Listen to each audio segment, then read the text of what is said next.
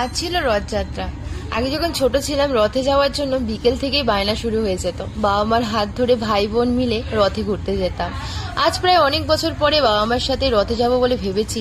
সকালে ডিউটি ছিল, ডিউটি শেষ করে বাড়ি ফেরার পথে অনেক রথ নিয়ে যাচ্ছিল রাস্তা দিয়ে, সেগুলো দেখতে দেখতে যাচ্ছিলাম।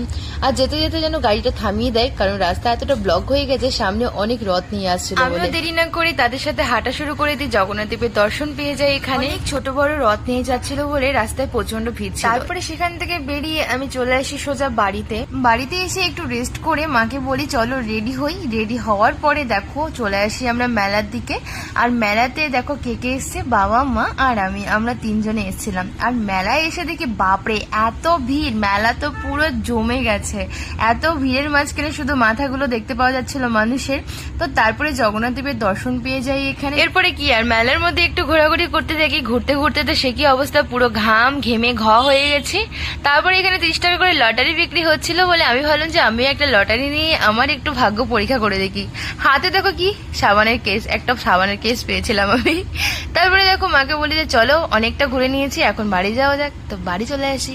টাটা।